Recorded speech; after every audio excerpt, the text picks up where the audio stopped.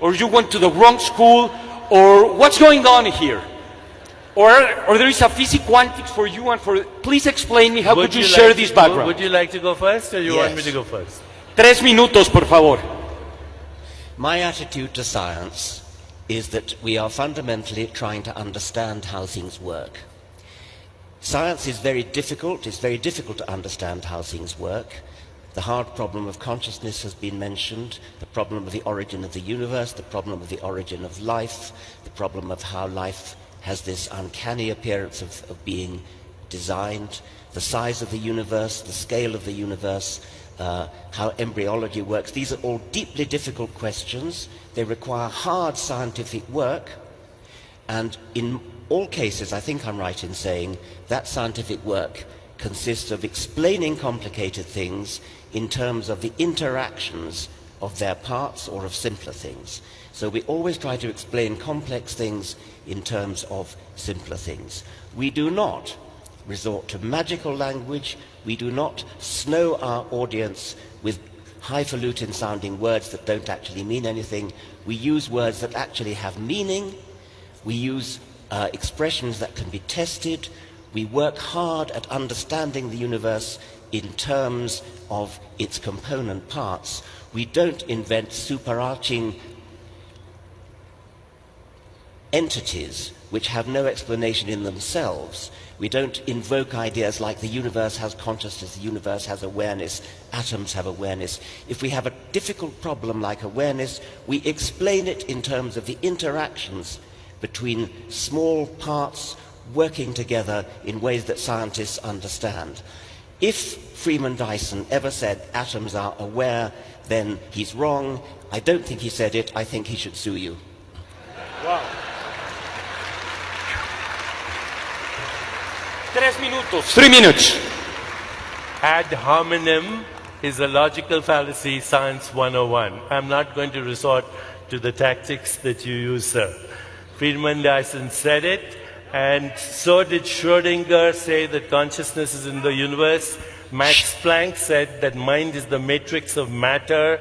I could go on and on about the pioneers of the early physics, the quantum physics, who were compelled to include consciousness as a fundamental aspect of reality.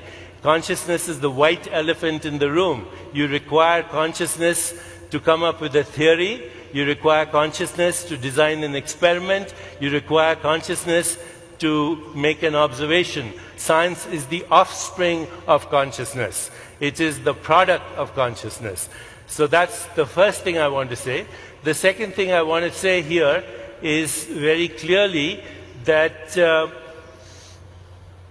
there's no argument about the fact that evolutionary biology explains everything about the species going from one species to another.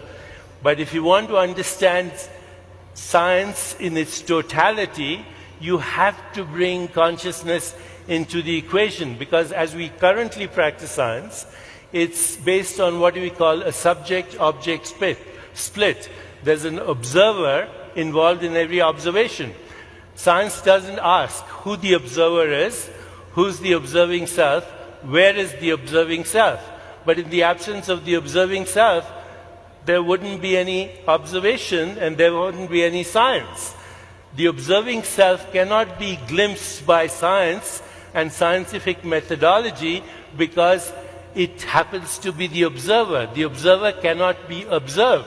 And that's where spirituality comes in. If you define spirituality as self-awareness, only consciousness can know consciousness. Only consciousness can explain consciousness. Only consciousness can understand consciousness.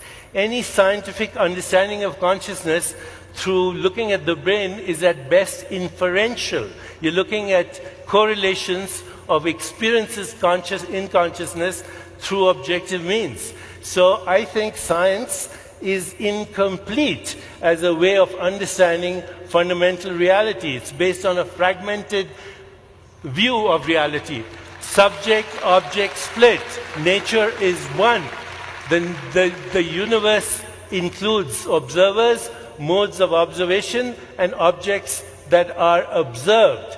So science, because it's fragmented, like religion, which has been fragmented, is capable of creating diabolical technologies. Everything that is wrong today in the world, today in the world, from global warming to biological warfare to mechanized death to eco-destruction to the extinction of species, is because science has evolved without the evolution of spirituality. Thank you. Science, spirituality, Okay, makes science now, complete. okay, well, I will have a few questions from, please. I shall not make an argument ad hominem. My argument is ad bullshitem. Okay. You're violating all the rules of logic. Of course we need to understand consciousness. Of course consciousness is vital to everything we do. Consciousness is something we are all aware of, is something profoundly difficult to understand. It's something that science desperately needs to understand. That we can surely agree upon. That does not mean the universe is conscious. That does not mean any of the things you've just said. It means that consciousness is a subject which is worthy of scientific exploration.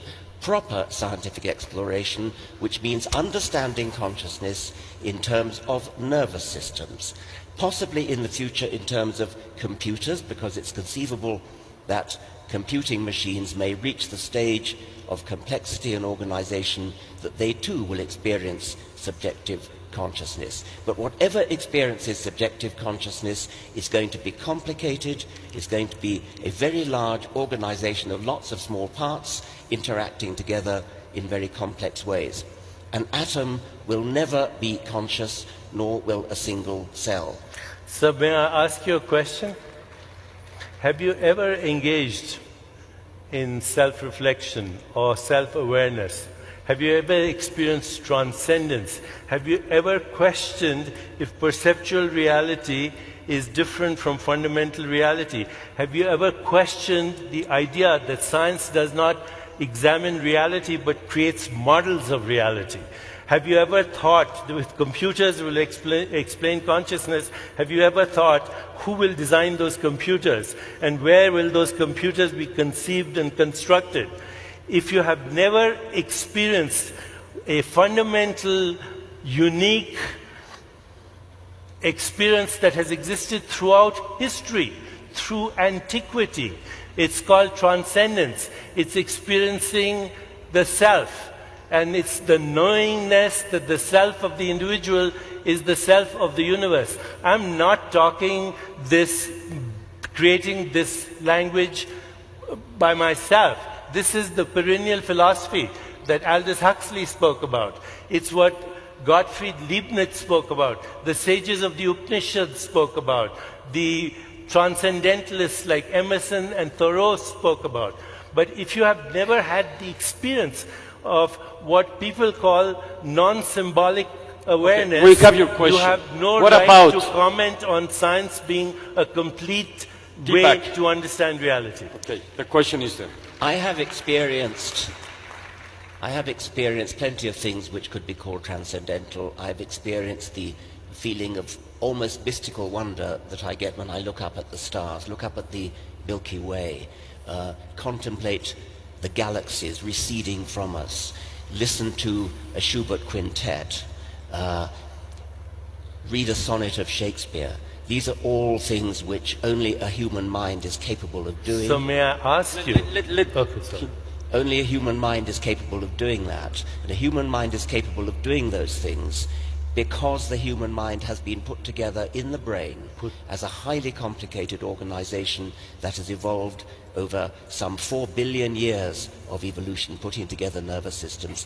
It is a stunning achievement of evolution to have put together the human brain that is capable of being moved by such things. I yield to no one in my capacity to be moved by what you call the transcendental.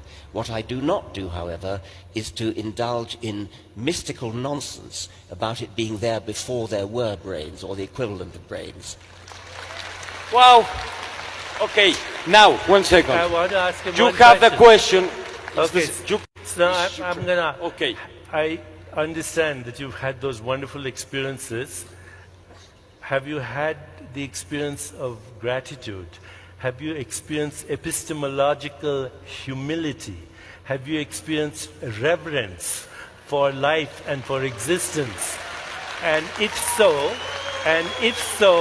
was it your neural networks manufacturing those experiences, neurochemicals manufacturing their experiences, or was there a deeper, intelligent, organizing consciousness that was influencing the behavior of those neural networks? How much deeper do you want? How much deeper do you want? Answer me, sir. Have you experienced reverence? You have asked me, have I experienced gratitude? I experience gratitude to nothing in particular, but I feel gratitude. I feel all those things that you say. And I do not yield to you in my feeling of the depth of which it is, the depth of understanding that we have yet to fathom, yet to plumb, in order to understand what's going on inside the human brain. Who's boggles we? my Who's mind. We? Who's we? The scientific community. The scientific community. Yes. Driven by mechanistic neural networks and chemicals? Yes, and let's belittle mechanistic neural networks and chemicals. They are well, very, then tell very me complicated. how they produce consciousness. I don't know. That's why we're working on it. You don't know either. No, wait.